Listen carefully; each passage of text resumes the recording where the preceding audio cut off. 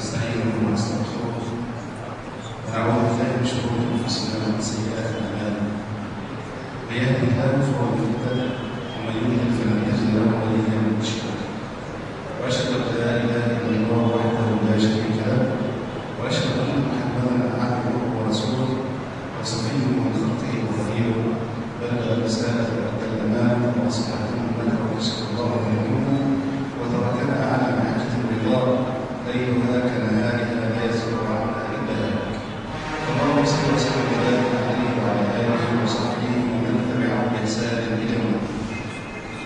وبعد نكمل حديثنا عن قضيه السحر. وكنا قد تكلمنا في اللقاء السابق عن اصول علميه للعلاج، وقلنا ان العلاج اصلا يرتكز على ركيزتين او اصلين.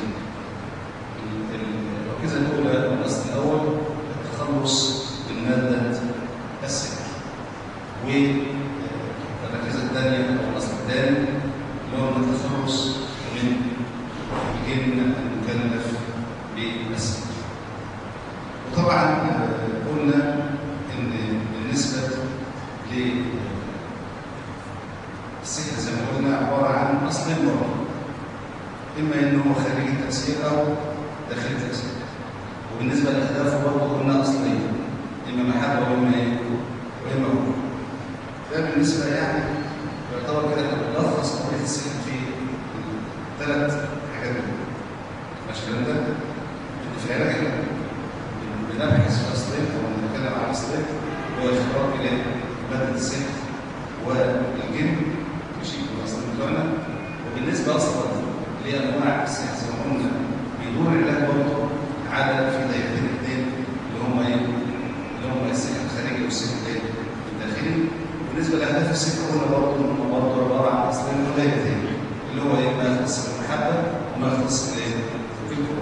فكل اهداف السحر اما بترمي في النهايه المحبه او ترمي في النهايه بالكفر.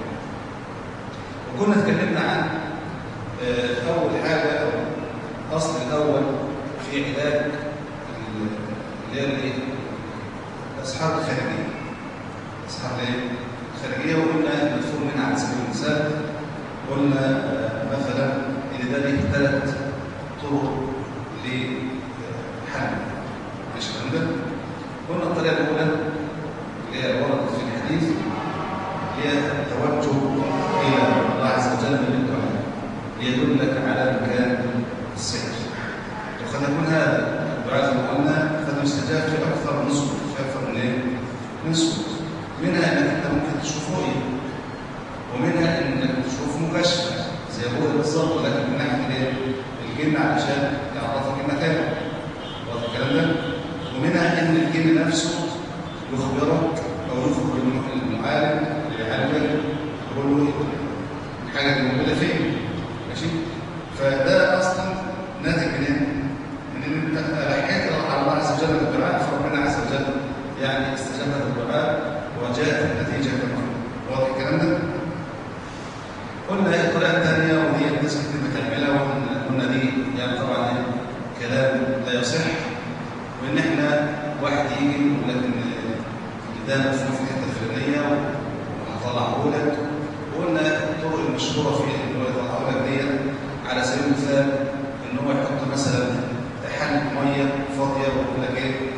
حط ايدك عليها ويقعد يعزم وبتاع، وبعد كده يقول لك ايه؟ ارفع الحله او ارفع الغطا وتلاقي فيه صوره موجوده فين؟ في الحله. يقول لك هو ده السحر اللي كان موجود عليه.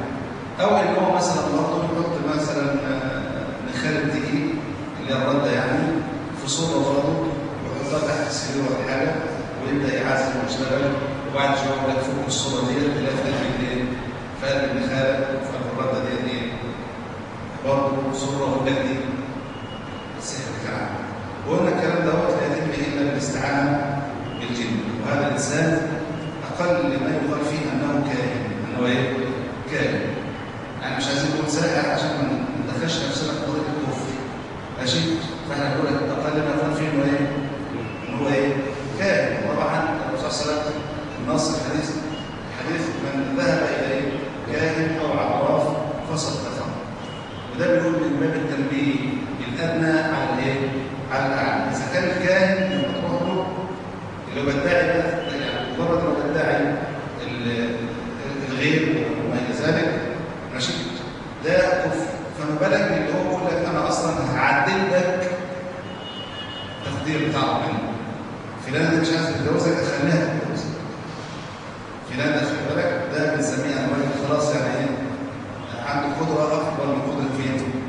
ربنا عز وجل، وحاشا الله عز وجل ان يكون ايه؟ هذا السفيه كذلك، واضح الكلام ده؟ فطبعا ده هيكون اكثر والساعد، فبالتالي هو يعني قضيه ان انا استعين بحد عشان يدخل في حد وذلك طبعا ايه؟ زي ما قلنا كلام فوق، واضح؟ الحاله الثالثه زي ما قلنا ان احنا اصلا نحاول ان احنا نلعب بقى على الجسم اللي موجود قدامي. ماشي؟ انا في عندي ماده سحر موجوده في الجسم وفي برضه ايه؟ جيم موجود في الجسم. وقلنا لو بالنسبه للسحر الخارجي عموما يا اخوانا زي ما قلنا بيبقى في الغالب ان يكون عندي دوت ايه؟ يعني ماده السحر تكون اقرب الى سطح الجسم من اي من السحر الداخلي. يعني السحر الداخلي يبقى في الغالب في المعده، اما بالنسبه للسحر الخارجي ففي الاقرب يكون اقرب للسطح الخارجي. واحنا قلنا ان النبي صلى الله عليه وسلم لما سحر احتجم، لما سحر ايه؟ احتجم، وقلنا انه احتجم بقرن كانت ولا ازاي على راسه كما ذكرنا في البدايه. ومعنى كده ان هو يعني حجامه مفيده في قضيه السحر، حجامه مفيده في قضيه السحر. بنيجي برضه نشوف يعني السحر الداخلي عموما برضه الاصول بتاعته او اصول العلاج بتاعته. اول حاجه زي ما قلنا هو التخلص من ماده السحر، وده طبعا بيكون بالاستفراغ، بيكون بالايه؟ بالاستفراغ، لان اصلا السحر الداخلي في الغالب بيكون فين؟ في الجهاز الهضمي، واكثر مكان بيستقر فيه في الجهاز الهضمي اما في المعده واما في القولون، في المعده والايه؟ او القولون.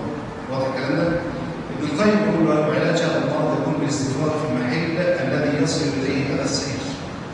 يعني السحر ده موجود فين؟ لو في المعده يبقى فيه ايه؟ يبقى هيحصل نعمل عمليه استفراغ. طب لو في القولون نعمل عمليه اسهال، نعمل عمليه اسهال. واضح الكلام ده؟ فهو فإن للسحر تأثيرا في الطبيعة وهيجان أفراطها وتشويش مزاجها، فإذا ظهر أثره في عضو وأمكن استفراغ المادة الرديئة من ذلك العضو نفعا جدا.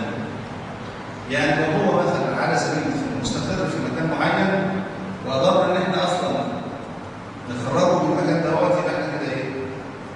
يعني تخلصنا من السحر. طبعا ممكن التعرف على مكان مادة السحر في الغالب من خلال شكوى المريض، من خلال شكوى المريض. يعني واحد يقول لك انا في حرقان في المعده، في غثيان، يعني ميل الترجيع لسه ما بقاش، مش الكلام ده. فواحد يقول لك انا عندي ترجيع، فواحد يقول لك انا بمجرد ما انام اصحى من الصبح ابدا ارجع، خد بالك؟ في واحد يقول لك ان في كتله نار في سنك، ولا يبقى اذا ده القضيه فين كده؟ في المعده. ماشي؟ واحد يقول لك انا عندي القولون ما بيهمنش خالص، وفي غازات وفي انتفاخات وفي مغص، خد بالك؟ يبقى السحر فين؟ واضح كده؟ يبقى اذا من خلال شكوى المرض نفسه ممكن اعرف السحر موجود فين، وبالتالي ممكن ألعب على الوتر ده وابدا اشتغل عليه، ابدا اشتغل ايه؟ عليه. كويس؟ وطبعا التخلص برضه من الجنيه، وزي ما قلنا ان مجرد يعني بفضل الله عز وجل ده يعني ذكر في حالات كثيره جدا ان مجرد التخلص من ماده السحر بفضل الله الجن بينصرف من الجسد، بفضل الله الجن بينصرف من الجسد، وبالتالي نوعد إلا ما نضاف، إلا ما إيه؟ ما نضاف. وده بتبقى حالات قليلة جدا، وفي الغالب بيبقى الشخص نفسه، في الغالب بيبقى الشخص نفسه في عين، أو في عين. مش الكلام ده؟ يعني الجن ما بيسيبوش ويمشي، تعرف إنه في إيه؟ في عين. ليه بقى؟ ان الراجل في الاخر كده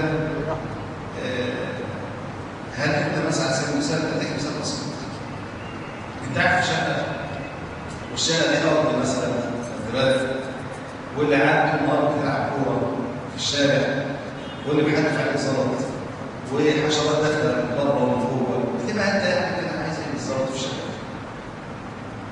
تبقى عايز تتنعت فيه ولا عايز تغير؟ عايز تغير لو في فرصه ولا لا؟ يبقى انت بقى ليك ايه غلط هنا بقى؟ خدت بالك على كده؟ يبقى انت ايه؟ ليك غلط، خدت بالك؟ على علاقه بين الجيران مثلا بتاع استحمل وجع الدماغ عشان ايه؟ نصر يا سيدي سبوره وبتاع من ده، ليك ايه؟ ليك غلط، واضح الكلام ده؟ فلما يبقى عندنا وقت الجن متمسك بشخص معين بالك؟ فبنحاول ان احنا هنا نراجع الشخص نفسه. ودي حالات كثيره جدا يا اخوانا، ومجرد مراجعه الشخص نفسه بيبدا هنا الجن ايه؟ ينصرف. يعني في حاله من الحالات مثلا على سبيل المثال بنت كانت كبرت في السن وكانت بتتهيأ قبل النوم وكأنها يعني تتهيأ لزوجها. بالك؟ يعني تلبس افضل ما عندها وتغتسل وتتطيب وتسرح مكياج، فترى في المنام يعني جمال. وكانت طبعا زي ما قلنا يعني زي ما قلت كده بالبلدي فترى في الجواز فكانت تستمتع ماشي. فلما يعني كثرت القراءه فقال لي بصراحه هي عايزه، مش هتطلع عليها هي ايه؟ هي عايزه. فبدات بقى هنا وقت ايه؟ انا خشيت ايه اللي بيحصل؟ وبدانا نعيد الكلام واضح الكلام ده لحد ما بدات تعترف ان فعلا بيحصل كذا كذا كذا كذا كذا. قلت طيب يعني انت بتهيئي نفسك ليه؟ يعني راضيه بايه؟ وجود. يبقى اذا هيسكت، مش ممكن يسكت. واضح الكلام ده؟ ماشي؟ يبقى اذا يا اخوانا دوت حالات جن ما بيمشيش. بنحاول نقعد مع الشخص المريض وهنلاقي لغز في مين؟ في المريض نفسه. لغز فين؟ في المريض نفسه. ودي حالات اصلا يعني ايه؟ يعني يسير التعامل معاها بمجرد بس الشخص ما يقلب نيته بس. مجرد ما يقلب نيته. فانا يعني عشان فانت بتحاول تمشي الكلام ده للشخص ان اللي انت بتعمله ده مثلا ايه؟ غلط. كده طيب لو انت في الوضع ده مثلا على سبيل المثال هل ترضي ان حد يدخل عليك من جيرانك ويفعل بك الفاحشه؟ مش ممكن. طب مش ممكن. طيب ده بيحصل بايه؟ طب اللي بيحصل ده عن طريق واحد كافر اصلا. يعني لو مسلم احنا مش هنطلع فبالك بايه؟ كافر. فبدات ايه؟ يعني تستبشع الامر. فقلت لها فرقت لها بين الاغتصاب والزنا. الاثنين بيحسبون جماعه، ولكن الاغتصاب لا يحسب عليه المرأة، ولكن الزنا حسب عليه. ايه الفرق بين الاثنين؟ ان ده بالرضا وبالمزاج وده بالاكراه. فاللي انت بتعمليه دوت نوع من الرضا والايه؟ والمزاج. ماشي الكلام ده؟ يبقى انت كده ايه؟ زين. خد بالك؟ فبدات العمليه تدور فين؟ في دماغ البنت. وبدا كده ايه؟ تعي ان المشكله ايه؟ خطيره. وبدا هنا طبعا يعني بفضل الله الامور بدات تؤتي ثمار. واضح الكلام ده؟ فهنا بنقول دوت ان في الغالب ده السمه الغالبه ان لما بيكون عندنا مدى السنه خلاص خلصت من الجسم في الغالب كده ايه؟ زي بالبلد كده. انت موظف في شركه وتقطع العقد بتاعك. بقيتك موظف خلاص بقى ما عادش لك علاقه خلاص انتهت. ده مش كل عقدك لا ده اتقطع ده باظ ده اتولع فيه. ما عادش ليك دوسيه فين؟ في الشركه دي. ما انتش موظف فيها اصلا. واضح الكلام ده؟ فمجرد اصلا التخلص من ماده السحر في الغالب الجن ايه؟ بيمشي. ولكن لما بيستنى بيبقى هنا ايه؟ في عيب في مين؟ في الشخص. ماشي؟ هنا بقى نيجي نوت يعني للمرحله الاخيره في القضيه كلها، اللي هي التطبيق العملي بقى. ازاي نعالج؟ ازاي الواحد قدامه شخص يعني ماشي؟ طبعا احنا زي ما قلنا ان القضيه قضيه طبيه بحته. قضيه طبيه ايه؟ بحته. اول حاجه ان انا استعرض الاعراض مع المريض. استعرض الاعراض مع المريض. ويجب ان يكون يعني الكلام فيه نوع من الصراحه والوضوح، ماشي؟ ونوع من الاستئناس. ان الشخص يعني في بعض الناس زي ما قلنا قبل كده بيبقى قاعد، يعني الشخص اللي قدامه بيبقى داخل خايف وطالب، عنده رهبه، ممكن مش واثق فيك، ممكن يعني حتى الجن اللي معاه ممكن يكون ايه؟ يعني متغلب عليه بتاع كل ده بيحصل، ماشي؟ فلازم انت تكون ايه؟ تستقطبه بقى. تبدا تريحه ايه؟ نفسيا وتهديه. ليه؟ لان الانسان يا اخوانا صندوق مغلق. الانسان ايه؟ صندوق مغلق، ولن تعرف ما بداخله الا تفتحه. ومفتاح الانسان بين الناس كلها انك تتكلم معاه. مش الكلام ده؟ يعني ارى الرجل فتاخذني هيبته، او اشوفه كده اقول ده ايه الراجل ده ايه؟ هيبه وقيمه. خدت بالك معايا كده؟ حتى اذا تكلم علمت نواقصه. اول ما يتكلم ابدا بقى كده يقول ده ينفع ولا ما ينفعش. خدت بالك معايا كده؟ زي كده الامام الشافعي تقريبا كان بيدي درس في مره، ولقى راجل كده ايه غريب وجاي كده حضر الدرس. فكان الامام الشافعي كان بيتعود في وسط تلامذته ان هو يمد رجليه كده وبتاع. خدت بالك؟ فبيتكلم في موقف الصلاه تقريبا، فبيقول يعني يؤذن لصلاه الظهر مثلا او صلاه المغرب اذا غربت الشمس. ماشي؟ فبص له بيقول له يا امام وان لم تغرب. بس ما قربتش. خدت بالك؟ طب هو الشمس مش بتغرب؟ خدت بالك؟ فقال الان الشافعي ان المدرج خلاص كده ايه؟ على بعض. خدت بالك معايا؟ فهي نفس الوضع يعني.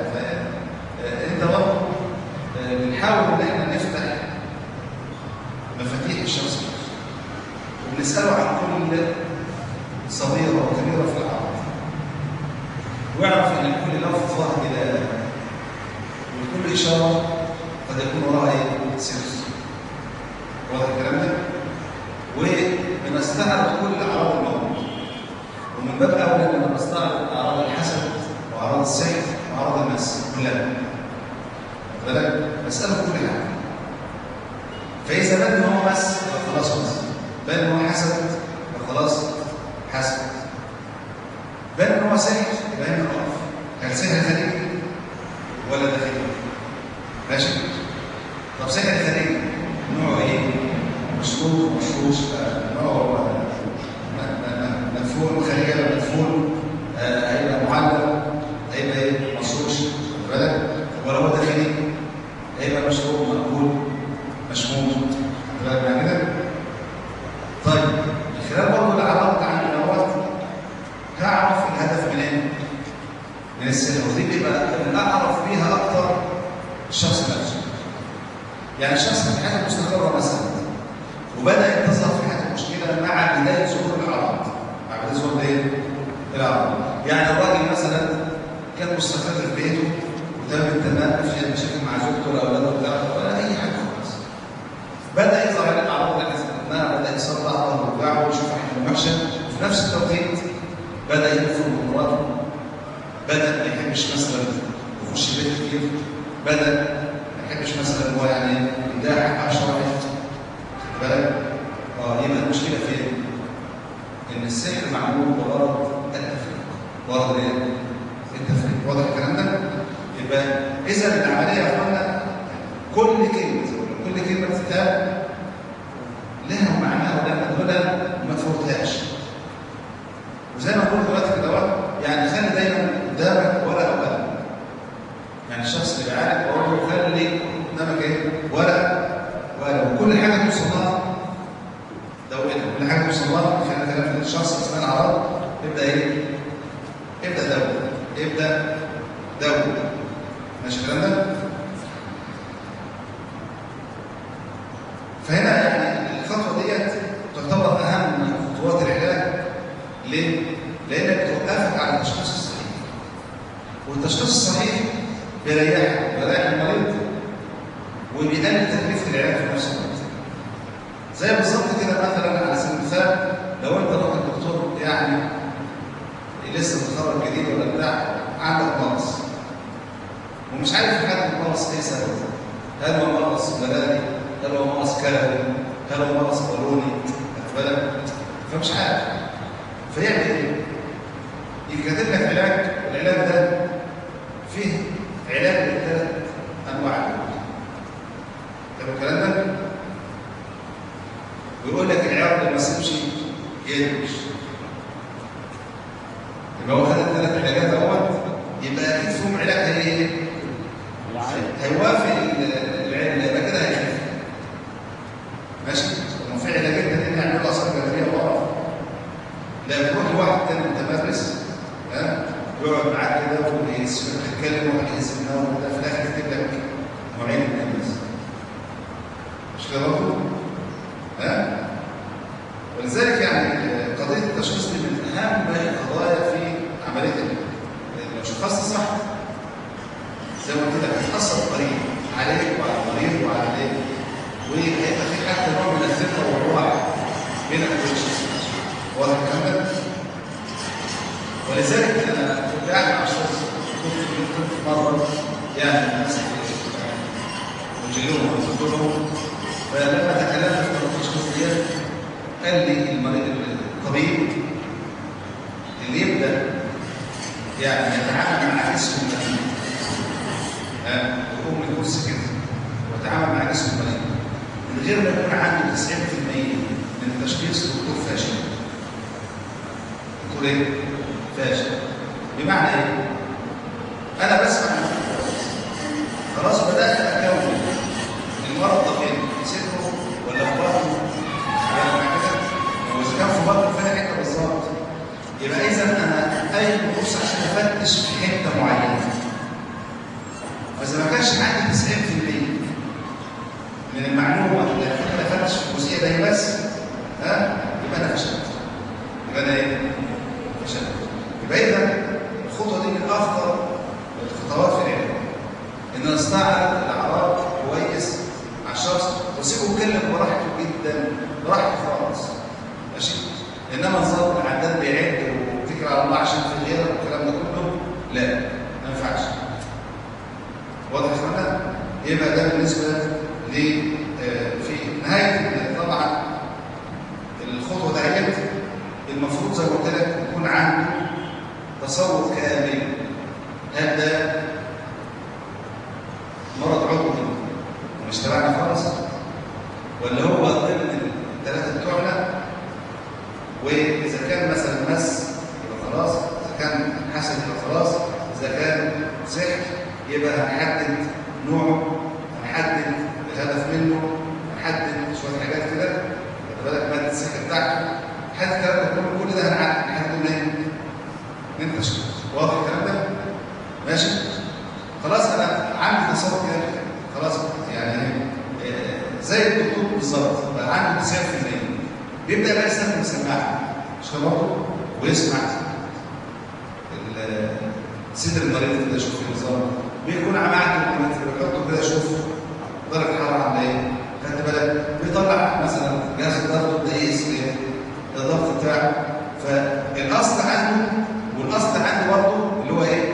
استعراض الاعراض. استعراض الايه؟ الاعراض. ماشي الكلام ده؟ بعد ما استعرض الاعراض خلاص بقى عنده تصور من 90% ان ده سحر خارجي او داخلي. واضح الكلام ده؟ ماشي يا اخوانا؟ وصل للنقطه ديت يبدا ياكد بقى بمؤكدات ثانيه، زي الدكتور ما استخدم الترمومتر، زي الدكتور ما استخدم السماعه، زي ما استخدم جهاز الضغط، برضه في شويه حاجات كده بنبدا ايه؟ ناكد من خلالهم ان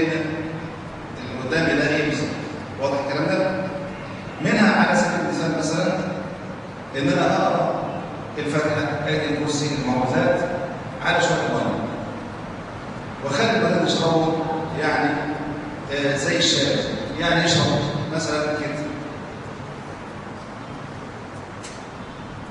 ويستنى شويه كده ايه ويشرب تاني. بالك بيبدا هنا يحس، يعني انت لو جبت له كوبايتين دول، كوبايه المفروض عليها كوبايه ميه عاديه، بيشرب الميه عاديه ولا دي ما فيهاش حاجه؟ مفيش اي ميه، دي ميه. بيبدا يشرب هنا تاني الميه مثلا مره او تخينه زي الزيت. تخينه زي ايه؟ لا قوامها ايه؟ غليظه ماشي؟ لان الشفايف بتنمي انها تكون مثلا مره، انها تكون مالحه بلد. فكل ده بيأكد ان في الاصابه اللي انا حددتها موجوده، انها ايه؟ موجوده. واضح الكلام ده؟ الخطوه الثانيه برضه او المؤكد الثاني عن طريق الجسم النظر نفسه، ودي طبعا يعني جت بالتجربه وكان فيها حاجات كتيره جدا يعني، وبفضل الله يعني ثبت ان هي مفيده جدا. انك بتقعد الشخص على خالص وتخليه يمد رجليه ويبعدهم شويه عن بعض، يعني زي حرف ساعه كده، وتخليه يبص في النص رجليه. الشخص ده بيحصل له شويه حاجات، بيحصل له زغلله في عينيه، دوخ ماشي؟ يدوخ، يحصل له زغلله، يبدا صوابعه تنمل ماشي؟ ممكن تشوف خيالات على رجليه ماشي كده؟ الرجلين عنده ركبه تبدا تترعش، الرجلين يبداوا يدخلوا على بعض او يبعدوا عن بعض، يشوف رجل كبيره ورجل صغيره بالك؟ فاذا شاف خيالات عند الرجلين يعرف ان السن معاه يعني ايه؟ وصل لمدى ايه؟ مدى بعيد مش الكلام ده؟ إذا لقى عندك مثلا الرجل اليمين أكبر، ده بالمتابعة كده لأنها مع الإيه؟ مع السيح الخارجي تكون الرجل اليمين أكثر، خاصة الصبع الإبهام بيبقى أطول وأدخل من الشمال. العكس بيبقى مع السيح الداخلي. كل ده بنأكد بيه إيه؟ السيح والتمام بنأكد بيه زي ما قلت لك إذا كانوا خارجي ولا إيه؟ ولا داخلي، وإذا كانوا قديم ولا إيه؟ ولا جديد. خلي بالك في بعض الاحيان بمجرد برضه ما تستعرض الاعراض مع المرض ممكن الشخص يصاب، وده مش عشان انت يعني الشيخ الموضوع نادر يعني ولا حاجه، لا ده هو عشان الجهاز العصبي زي ما قلنا ايه؟ فاضى في حالات ماشي؟ وفي بعض الاحيان برضه بمجرد ما بيشرب الميه ديت برضه الجلد ايه؟ يسرع ويبدا ينفض ماشي؟ وبرضه بعض الاحيان بعد ما تعالوا القعده ديت ويبدا هنا ليه اصلا لما يحس كده ان ايه؟ ان في حد بيحفر وراه. حد بيحفر ايه؟ وراه، وبيحفر بطريقه ايه؟ طريقه صحيحه، فيبدا هنا ايه؟ يتنرفز ويتضايق ويبدا انفعالاته خلاص خرج عن السيطره ماشي؟ زي بالظبط انت كده كل ما كان الانسان فينا يا حاسس ان هو مستهدف يبدا يهيج. أديك مثال، لو في واحد حرام وماشي في بلد تانية خالص هو مش معروف فيه، بيبقى ماشي عامل ازاي؟ مطمن والعملية معاه مفيش حاجة. طب لو في اتنين شباب كده وولاد ورا كده وبيهزروا مع بعض ويقولوا امسك حرام، مين أول واحد هيجي؟ هو هيجي. خدت بالك معايا؟ ليه؟ لأنه كده ايه؟ هو عارف نفسه خد بالك؟ فلما الجن يا اخوانا بيحضر لأنه هو خلاص حس إن على ايه؟ الدايرة بتضيق عليه وبدأ يتكشف، بدأ ايه؟ يتكشف. واضح الكلام ده؟ برضه زي ما قلنا ان الكلام ده كله المفروض يدون، المفروض ايه؟ يدون. التدوينه اللي معايا ده الورقه اللي معايا المفروض يكون فيها انواع الاصابات. ايه نوعها؟ هل هو مرض عضوي وده مش تبعنا؟ ماشي؟ ولا ده بس؟ ولا حسد؟ ولا سحر؟ واذا كان سحر هل هو خارجي ولا ايه؟ ولا داخلي؟ واذا كان خارجي او داخلي الهدف منه ايه؟ واذا كان عرفنا الهدف، طيب الماده بتاعته اللي هو الماده السحر نفسها ايه؟ واضح الكلام ده؟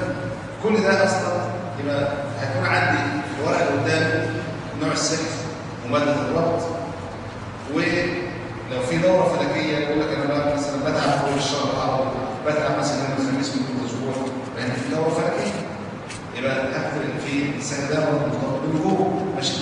ممكن برضه اعرف النجاسه اللي موجوده في السحر نفسه، ماشي الكلام ده؟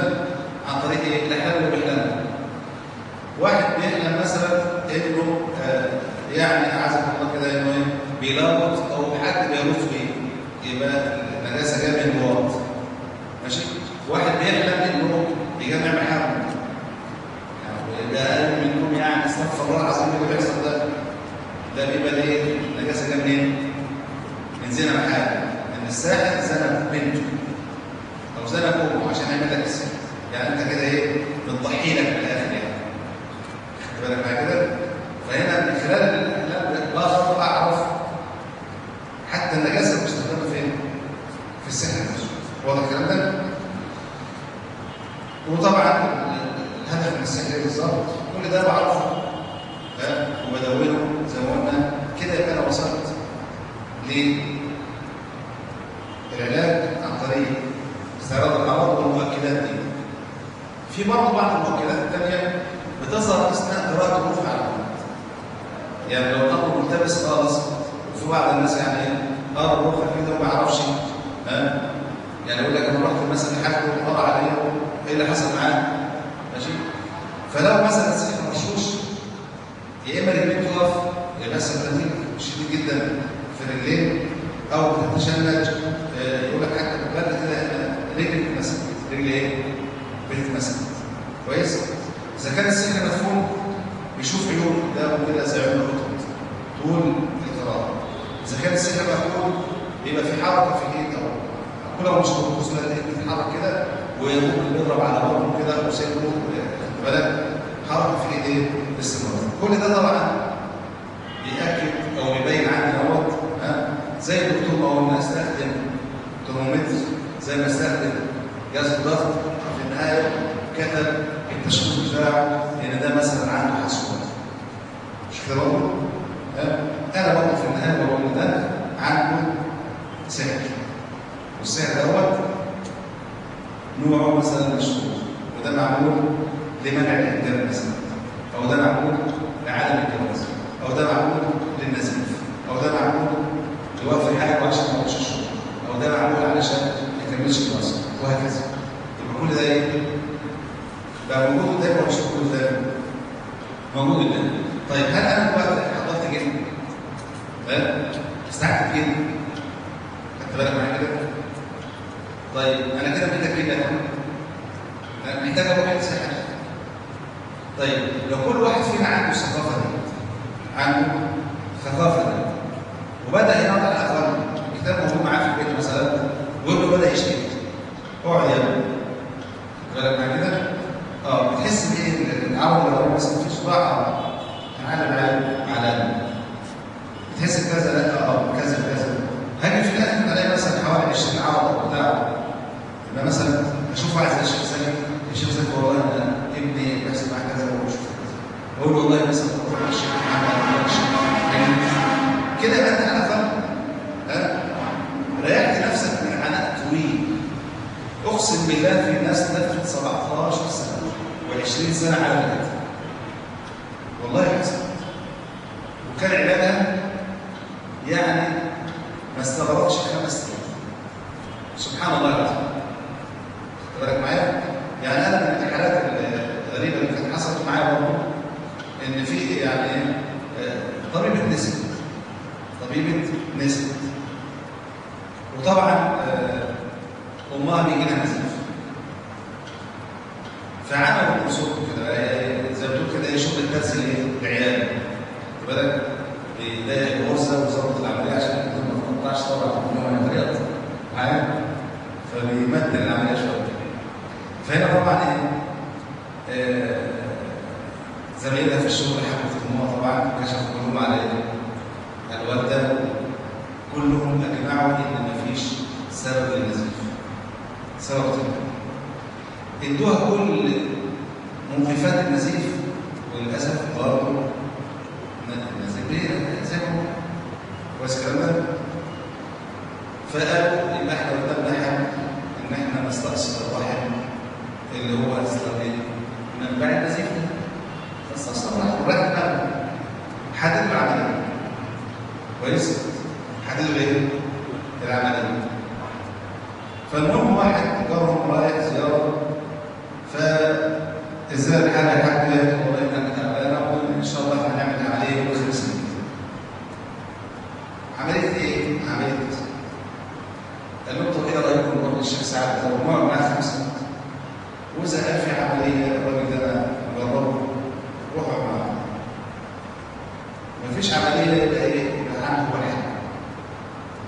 فالبنت بقى ايه التخريف اللي انت بتقولها دي؟ ايه العوض اللي احنا فيها دي؟ احنا هنرجع ورا تاني؟ ايه التخلف؟ ايه الرجعيه؟ ايه اللي مش عارف ايه؟ ولا انا درست في الطب ده كان ايه؟ بقالي 6 سنين شغاله في الموضوع، خد بالك في طب وعندي عياده وامي تروح لواحد مش عارف الولد اصله وفصله كلام من هذا القبيل. قال لها يا ست انت خسرانه ايه؟ انت تعالي معانا وعلى سنه عجبك الكلام اعمل ايه؟ ما عجبكيش 99% ماشي؟ والراجل مش هيكلفك حاجه، واذا كلفك فلوس انا هدفعها. كويس الكلام ده؟ والله حصل. فالفضل ده كان يوم الخميس قبل الخميس اللي هو محدد في العالم. فاستعرضت العرض معاه فلقيت العرض كلها موجوده، يعني حاله مثاليه للسن زي ما بيقولوا ماشي؟ لو والله ما في عرض اختار عليه كله خدت بالك معايا كده؟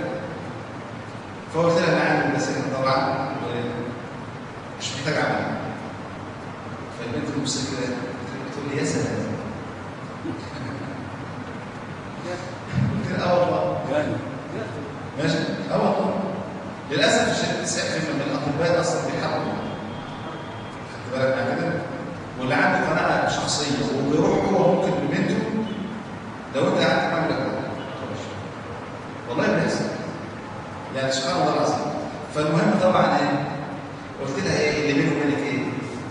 الواقع هو اللي يفصل بينه وبينك صح؟ قلت لها باذن الله ثقه الفرض ان شاء الله كده خلال 3 ايام نازل لها ان شاء الله باذن الله ماشي؟ النهارده خميس قلت لها طيب نعد كده جمعه السبت الحد ان شاء الله ونتصل ببعض كده يوم الاثنين وليل في نزيف النفوس ماشي؟ وديتها برنامج العلاج وبفضل الله عز وجل اتصل يوم الاثنين قالوا ما فيش نزيف. والله حصل ماشي الكلام ده؟ تخيل الامر هنا. فهنا طبعا يعني يوم الاربعاء اتصلوا يوم الاربعاء برضه كده ماشي الكلام ده؟ اتصلوا يوم الاربعاء يكون في اي حاجه لا مش خلاص الحمد لله رب العالمين يعني من على الشفاء. الحمد لله رب العالمين. نتابع بقى برنامجنا احنا وسيبكم الموضوع ده العمليه، ويا ريت اللي تدفعوا في العمليه يدفعوا نص بس لله. وعلى فكره في الحالات اللي ما يدفعوش، في الحالات اللي ما يدفعوش انا ما اعرفش بس بقول لك في الحالات دي يعني ممكن يبقى مجهز للعمليه مثلا 6-7 آلاف جنيه. لو قلت له هتخف وادفع النص لله في الحالات الثانيه يبدا يتراجع. كده معايا؟ يبدا يتراجع. وطبعا هو في حديث يعني حسن داووا مرضاكم بالصدقه، داووا مرضاكم بالصدقه. فالمهم يعني دي كانت حاله على سبيل المثال زي ما بقول لك كده طالما انت مشخص صح واقف على ارض صلبه صح بتبدا هنا ان شاء الله توصل العلاج بتاعك. وممكن زي ما قلت لك كده تحدد كمان المده الزمنيه اللي ممكن الشخص ربنا يشفيه. وطبعا اذا وافق كلام تقدير ربنا عز وجل يعني ربنا بيبين لك بالشفاء وتقول لك الحمد لله رب العالمين. يبقى انا عندي المفروض التشخيص النهائي اللي عندي يكون فيه نوع الاصابه، نوع السحر، الهدف من السحر، ماده السحر، النجاسه المستخدمه في السحر، وهل السحر ده تطلب بالنمو ولا لا؟ خد بالك معايا كده؟ ده كله المفروض اكون ايه؟ وصلت له من خلال قضيه التشخيص. واضح الكلام ده؟ قبل ما نبدا العلاج مع الشخص لازم يكون في مكان مهيئ للعلاج. مكان مهيئ للعلاج. واضح؟ ان يكون في حجره خاليه من ما يجلب الشياطين. مش الكلام ده؟ ما يكونش فيها بقى ايه؟ يعني صور، ما يكونش فيها تماثيل اللي هي الدباديب اللي بتتحط من باب الزينه. لو دباديب العيال بتلعب بيها مفيش مشكله. خد بالك؟ لكن دبدوب كده يتحط على السن مخصوص، خد بالك معايا كده؟ او يتحط مثلا في النيش مخصوص من باب الزينه، كل ده ايه؟ مجلبه للشياطين. وطبعا اذا قلنا مجلبه للشياطين يبقى المنطقه ده لمين؟ للملائكه. وزي احنا قلنا في البلد كده، اذا حضرت الشياطين ذهبت الايه؟ الملائكه. وده على فكره كلام واقع. كلام ايه؟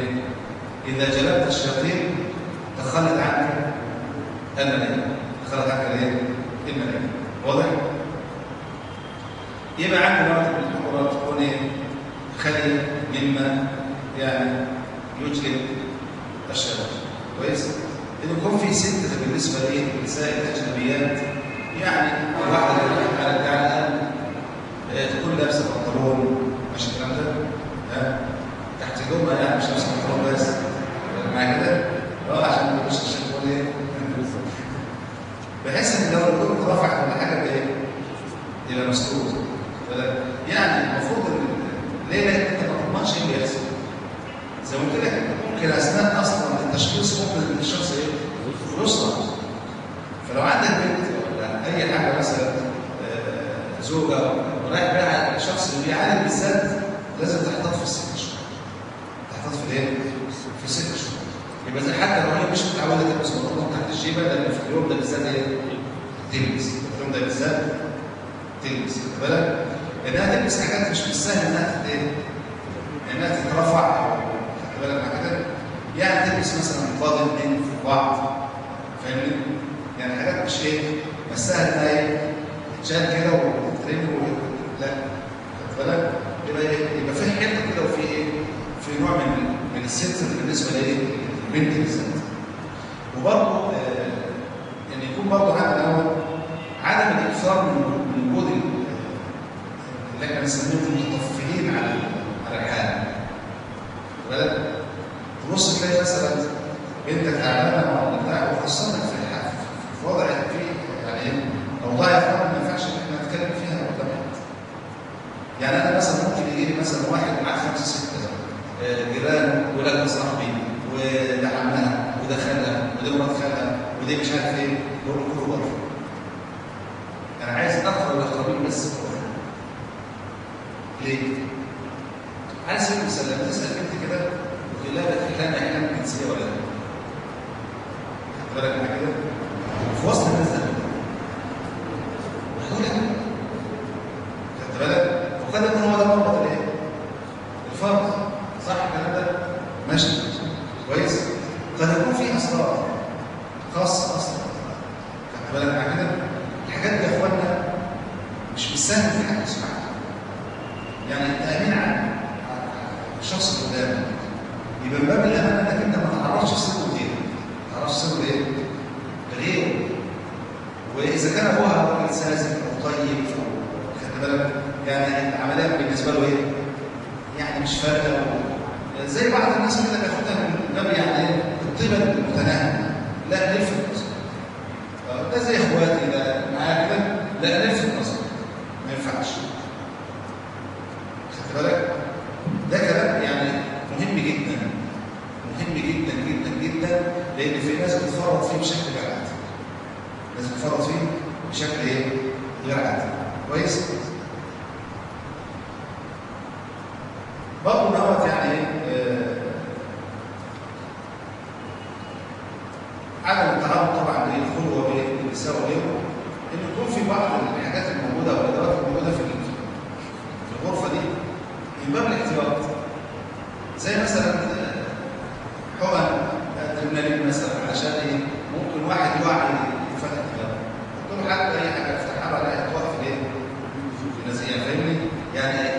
اسعافات اوليه. حاجه المفروض تكون موجوده.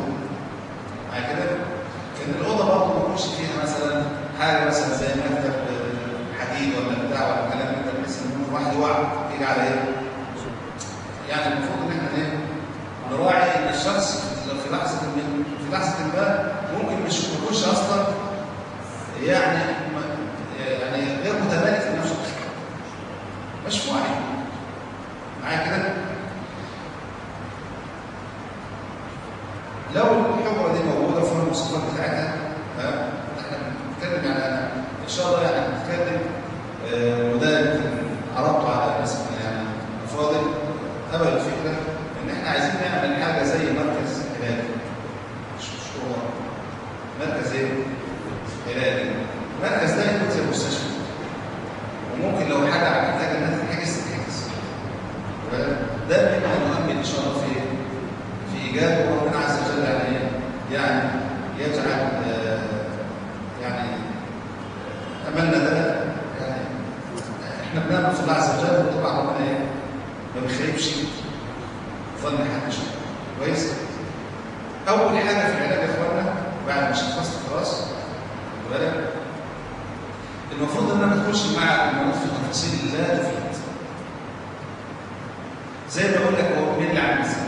اولا انت مش عارف، اولا انت ما انتش عارف، بس هو من كتر اللي لف عليهم منتشرين زي المشاكل دول، اشمعنى انت اللي ما انتش عارف يعني؟ خدت بالك مع كده؟ فهو اصلا بيبقى عندك 90% ان انت ايه؟ عارف ومتاكد كمان. كويس؟ فدايما حتى لما حد بيقول لي العمل السلبي بقول له طيب لو انا قلت لك هتستفيد ايه؟ طب هيكون تصرفك ايه؟ خدت بالك مع كده؟ مش هتقدر تعمل حاجه لانك مش هتقدر تثبت حاجه. على كده؟ يعني انا اقول لك مثلا الشيخ محمد الشيخ زكي عمل هيثبت ازاي؟ مع كده؟ وان ثبتها اصلا انا هعمل ايه؟ فيقول لي عشان احفظ منه. خدت بالك؟ اقول له لا انت عشان تساوي قلبك. وانا لو عرفت مثلا الشيخ محمد ده بيضرني قلبي يصفر؟ لا يمكن. يبقى عالم اسمه متسحر وصيب قلبه بغل وحقد وكراهيه، يبقى فين العلاج اللي هنا يا باشا؟ يبقى كده ايه؟ يعوض علينا ربنا. مع كده؟ فهنا اصلا فبيقول لي عشان احتاط منه. اقول له طب هتحتاط منه ازاي؟ يقول لي مثلا مشاكل عنده ومش هدخله ايه؟ عندي. اقول له ماشي همشي معاك لحد الاخر. طب انا هرشهولك على الباب هتعمل ايه؟ هتنام في الشارع؟ معايا كده؟ طب هيعلقوا لك في شجره هتعمل ايه؟ طب هيدفنوا لك في تراب هتعمل ايه؟ هنوصل لحاجه واحده، ايه هي؟ احفظ الله يحفظك. عايز تنتقي يبقى عليك بايه؟ بتقوى الله. اتق الله يقيك كل شيء، وخاف من الله يخافك كل شيء، واطع الله يطيعك كل شيء. واضح الكلام ده يا فندم؟ ماشي؟ فما تسترسلش مع الناس في كلام اصلا لا يفيد وهو بيلح عليه. كويس الكلام ده؟ فبلاش نحن تاني. بنبدا نهيئ المريض بعد كده بان انا بعرفه ان ده هو باذن الله عز وجل الاصابه باذن الله، وان ربنا عز وجل هو الشافي، وانا مجرد سبب، مجرد ايه؟ سبب، وانا علي دور وانت علي دور. اذا قمنا احنا الاثنين كل واحد بدوره الصحيح يبقى انت ايه؟ ان شاء الله تفهم. طيب انت قصرت يبقى ما تسالنيش عن تقصير كمان، صح الكلام ده؟ لان انا وانت بالظبط زي واحد ماشي في الشارع ومعاه شنطه كتير قوي، فماشي مش كده شيء، فانا قلت له ايه؟ هشيل معاك. المعالج ده بالظبط زي واحد شاف واحد عايز اقول لك كده معاه الشنطه، انا هشيل ايه؟ هشيل معاك. بعد شويه يا عمك الايه؟ صاحب الشنطه ساب الشنطه. خد بالك؟ طب التاني يعمل ايه؟ هيعرف بتاعك. انا مش بتاعك. صح الكلام ده ولا لا؟ معايا؟ فاذا انا بقول لك يا اخوانا ان المريض عليه بالظبط 80% من العلاج. وان المعالج عليه 20%. و20% دي بتبدا انا بقول كده ان 15% منهم تشخيص والخمسه الثانيه مجرد متابعه العلاج. ماشي يا اخوانا؟ فلما يفرط اللي هو صاحب العلاج نفسه يبقى انت هيخف، يبقى يقول له مثلا ارجع تقول مثلا ماشي الكلام ده؟ نبدا هنا بقى دلوقتي ناخد ازاي بقى هنعالج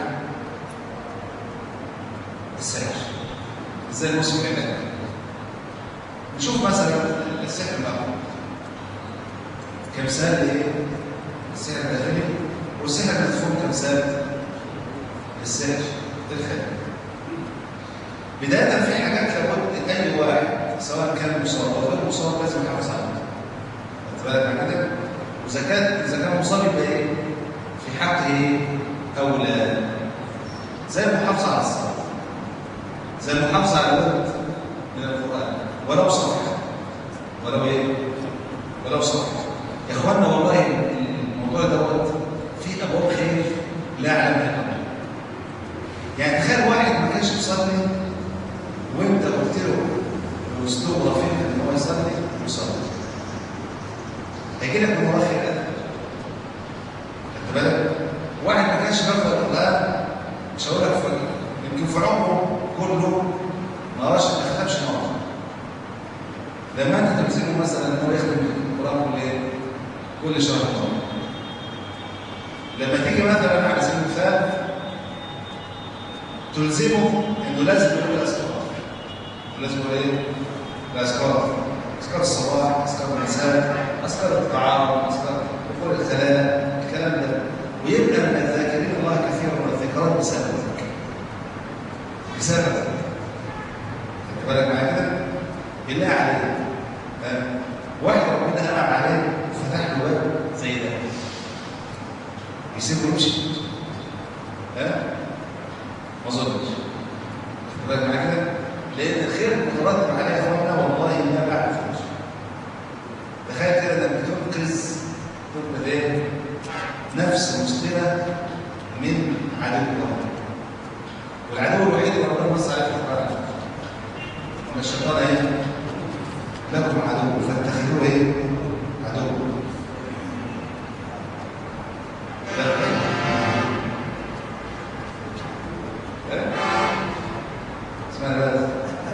بس هو اصل ولا مش اصل؟ طب اصل الثاني ولا لا؟ طب عدو الله وعدو عدو الله وعدو تبع من في الاصل الشيطان برضه. صح الكلام ده ولا لا؟ فهو اصل اداء اصل ايه؟ ولذلك يعني زي ما قلنا كده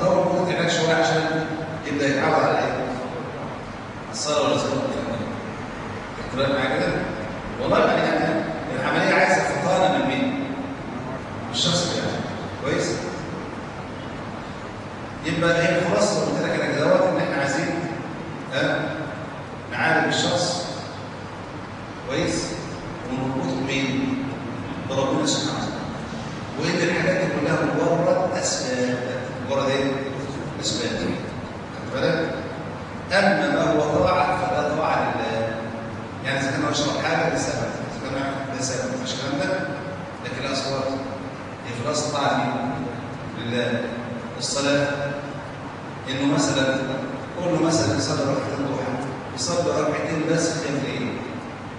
جر ليه؟ ماشي؟ اي والله جربنا ان الناس ياما الحمد لله ايه؟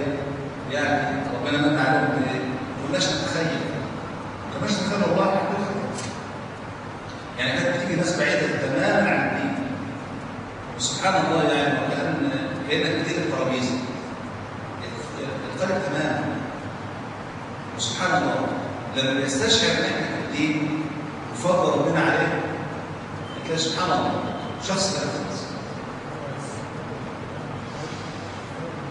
ايوه احنا قلنا الضحى قلنا القيام احنا ركزنا على الوقت هتبقى مع كده. هنا بالنسبه لي ازاي اعالج بقى ايه السحر المأكول او المشروب او اللي هو السحر الداخلي كويس. في اكتر يعني على حسب مثلا الحاله قدامي. لو الشخص مثلا شخص سوي طبيعي عادي خلاص بيشرب مثلا وده افضل حاجه بالنسبه له يجيب 3 كيلو او 3 لتر لبن وبيقرا عليه 7 مرات ايه السحر ويجيب كيلو عسل وبيقرا عليه 7 مرات برضه ويبدا يحلي لتر لبن بتلت عسل وياخده في الفطار وياخده ايه؟ في الفطار. والله هو يكفي قراءة على الواحد يكفي بس احنا بنستبالغ اكتر من كلام ربنا. كل ما كان في فرصه مفيش مشكله. يعني لو قرا على العسل بس ماشي، قرا على اللبن بس ماشي، لو قرا على الاثنين يبقى جماعه ثاني خلي بالك معايا. انا هقول لك صبر الناس مش مشكله.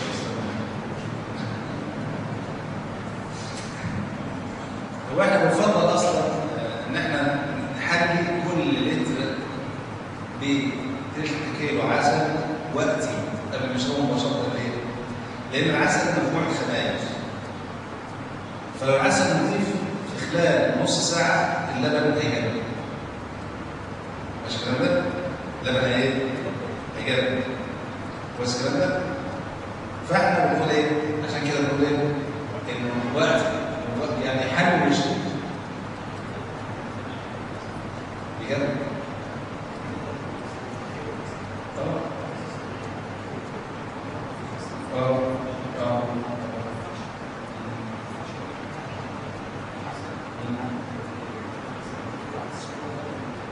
طبعا بقى ماشي بص ماشي بس لا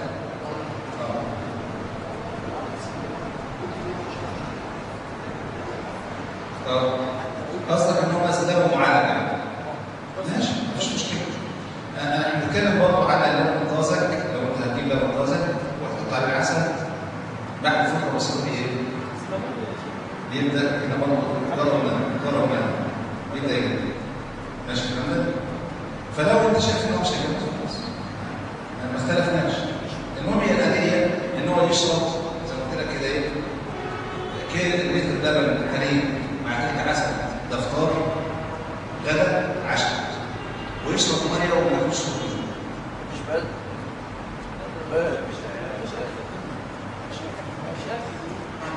بدون اكل. هو البيض عندكم ايه؟ هو البيض مش من ضمن الاكل عندكم؟ خدت بالك معايا؟ هي وصفه خدت بالك؟ ماشي؟ كيلو فطار كيلو غدا كيلو عشاء.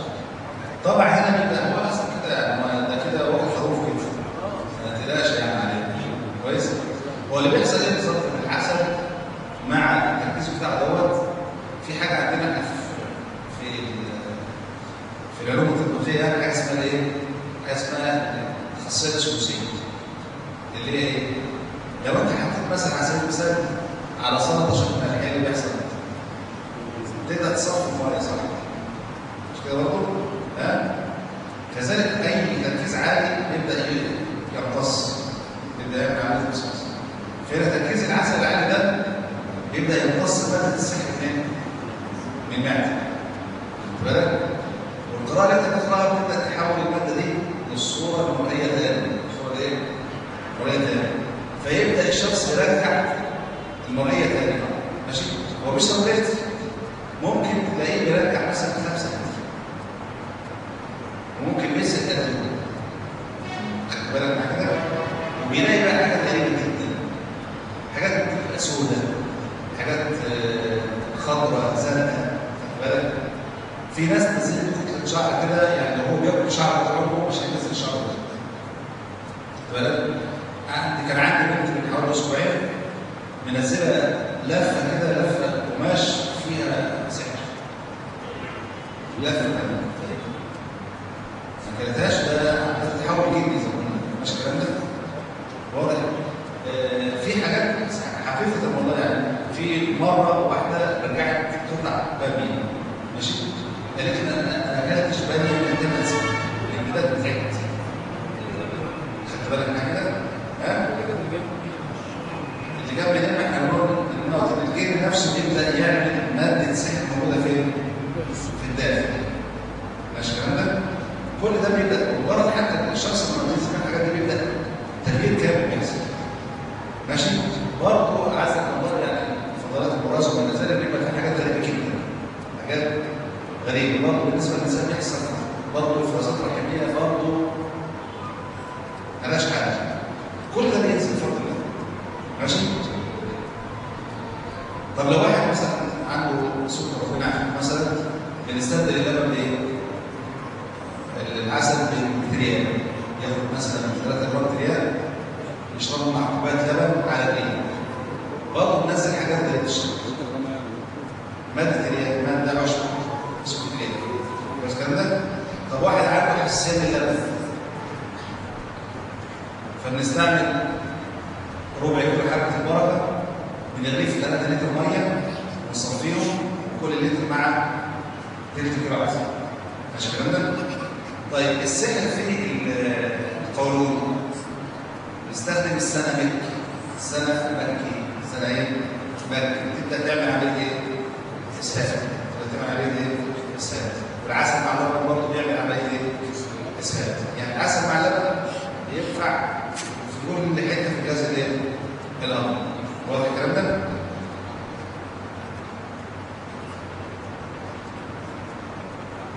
ايوه، انا لازم تسال طبعا هل عندك سكر ولا لا، لازم اسال. ماشي؟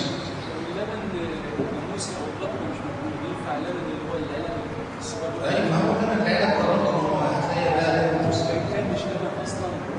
لا مش لبن اصلا، مش هينفع معاك، مش هينفع. نص بودره ونص لبن عادي. لا، ما انا عايز اقول لك على حاجه. فكره معظم اللبن اللي مجفف هو في الاصل لبن مجفف. ماشي؟ اللبن الوحيد اللي حتى اليوم لم يصنع، يعني احنا لو سموه لبن صناعي ده مش هيحصل ولا صناعي، هو معالج. خد بالك من حاجه؟ يعني مش موجود الجاموسي والبقري ينفع اللبن. هو ينفع، بس هو زي ما قلت لك كل مكان طازه او كل مكان معمول موظف كل مكان افضل. ماشي؟ يبقى اذا كان في مثلا عندي نوع يبقى بستخدم السنه، اذا كان ايه؟ السنه فين؟ في القولون. هذا الكلام ده. بالاضافه للحاجات دي علشان اتخلص من بعض الاعراض مثلا، المرض بس بيشرب شرب كتير، لان الشرب هو الجهاز ايه؟ العصب المهدئ للشخص، وفي نفس الوقت ضار بالجن اللي هو السنوات. والسنوات طبعا يعني ذكر في الحديث ان هو اصلا نافع بالنسبه للجن. ماشي؟ القراءه برضه، او القراءه على زيت الزيتون ودهان الجسم، وده بيمنع على فكره اتصال السحر بايه؟ بالسحر. نقرا على زيت الزيتون. ماشي؟ في ناس بتستخدم زيت بركه، زيت حبه البركه هو ايهما النافع، ولكن زيت حبه البركه مثلا بلاقي غالي جدا، فعشان بس نرحم الناس ونخليها زيت الزيتون من ناحيه وغالي، ناحيه منفذه شويه، فاي حد بيحطه بيبقى ايه؟ بيبقى باين. يعني ايه؟ يعني نستخدم الالطف ماشي والارخص في نفس الوقت. ايات الست هم 7 مواطن اللي احنا ذكرناها: الفاتحه، ايه الكرسي، الاعراف اللي هو كان موسى، ماشي، يونس قال موسى في الست، طه اللي صار ايه؟ ساحر، وعندك ياسين اللي صار فقار، ماشي، وقدمنا معانا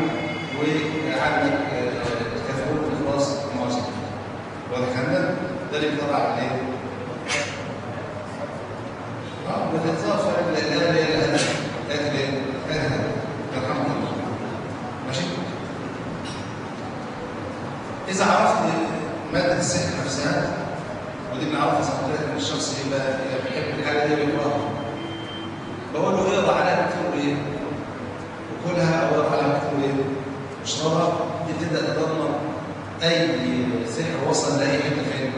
في الجسم. واضح الكلام ده؟ كل ده طبعا يفقد الكلمه قوته وسيطرته، وبالتالي ايه؟ يحس ان كده خلاص ايه؟ انتهى. واضح الكلام ده؟ المرحله الثانيه طبعا اللي هي ان انا اتخلص من ايه؟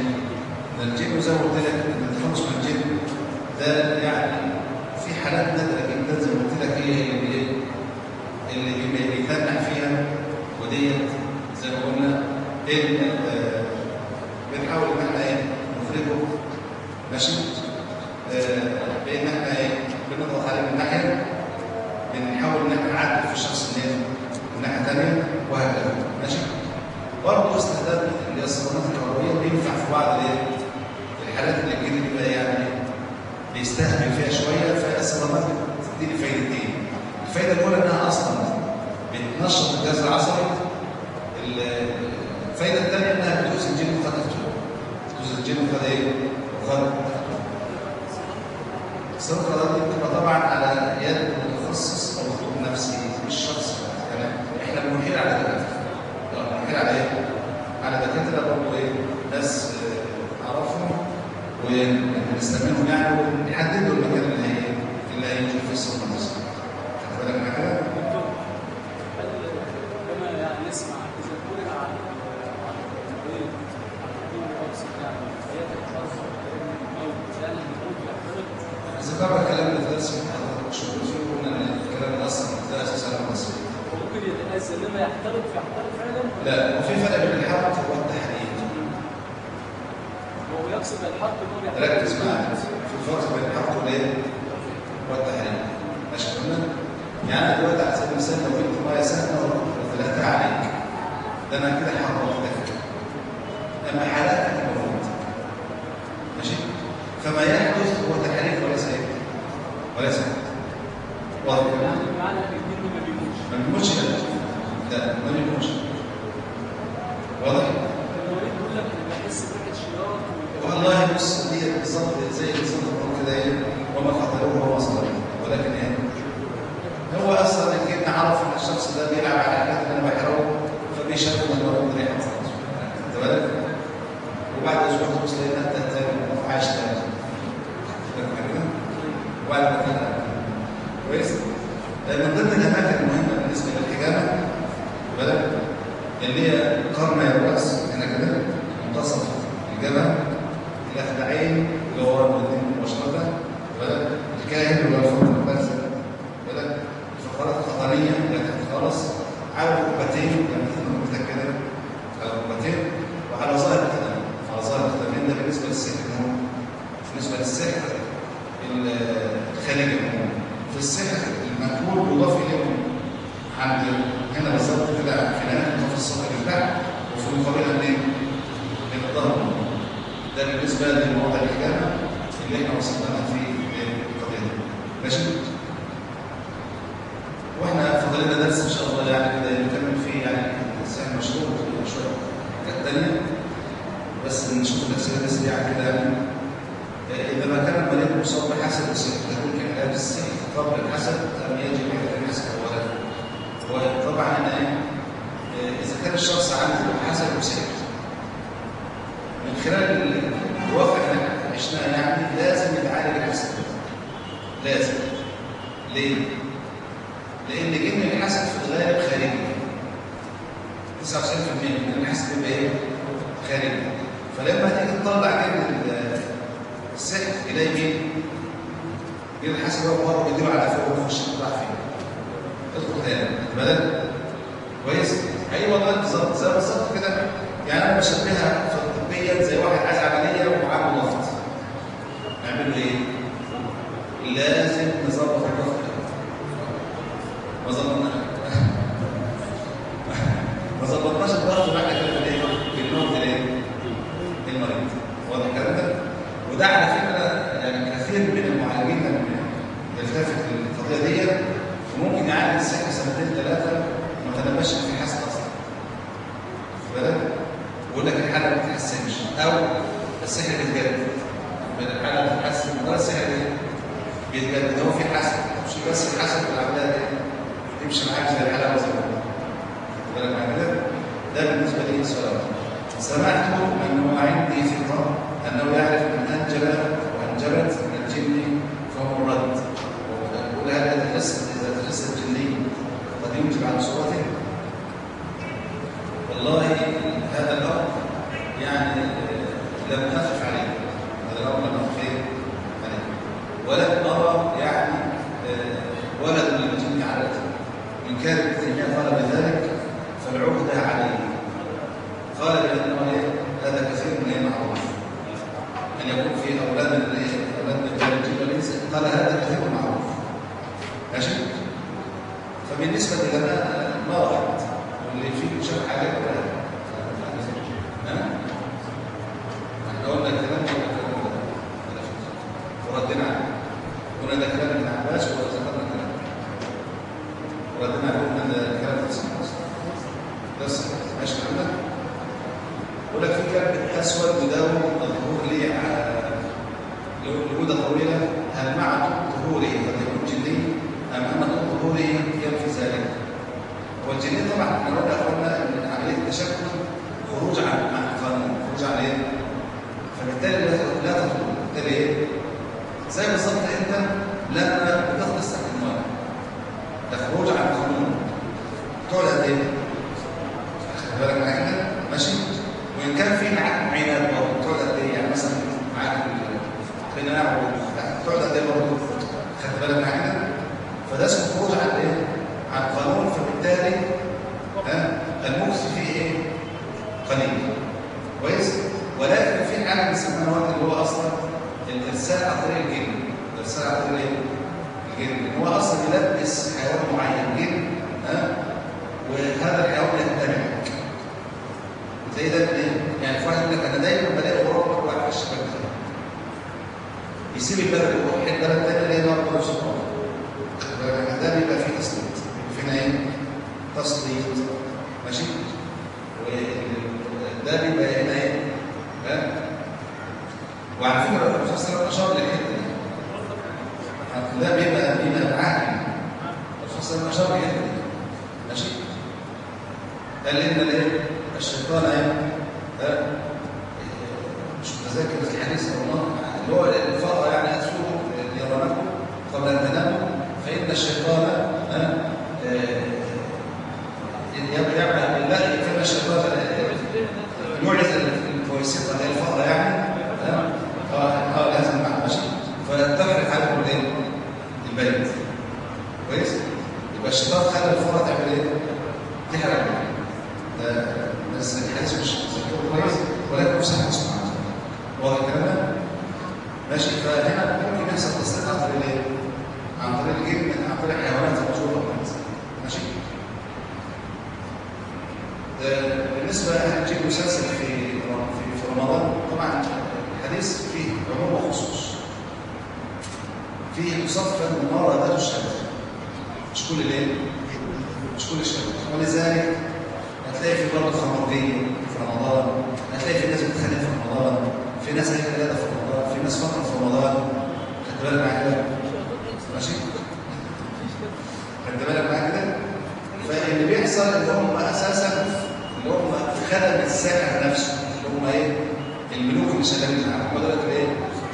ولذلك لما تروح لساحر يقول لك انا محبوس،